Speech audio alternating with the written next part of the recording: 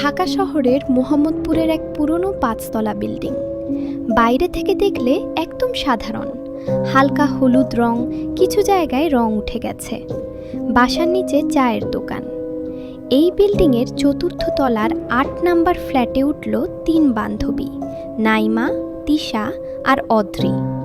তিনজনই প্রাইভেট ইউনিভার্সিটির ছাত্রী।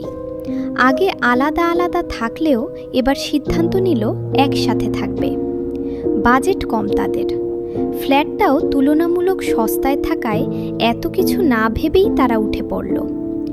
ফ্ল্যাটটা প্রথম দেখেই অদ্রির একটু অদ্ভুত লাগছিল। ফ্ল্যাটটা একটু অন্যরকম, তাই না? অদ্রিদ্রি বলল। নাইমা হেসে হেসে বল, পুরানো বিল্ডিং আর কেমনি বা হবে।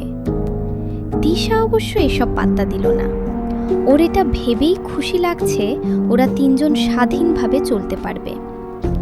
ফ্ল্যাটে ঢুকলেই একটা বেশ বড় সাইজের ড্রয়িং রুম, ডান পাশে একটা লাগোয়া বারান্দা, যেটা পাশের বিল্ডিংয়ের দেয়ালের সাথে প্রায় লাগানো সূর্যের আলো খুব একটা ঢোকে না।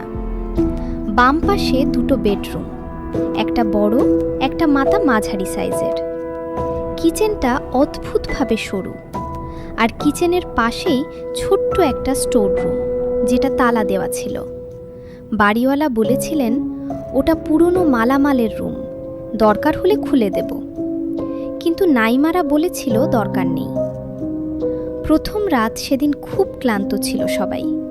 সারাদিন গুছানো, বাজার, পরিষ্কার সব মিলিয়ে রাত 12টার পর তিনজনই ঘুমিতে যায়। রাত 2টার দিকে তিশার ঘুম ভেঙে যায়।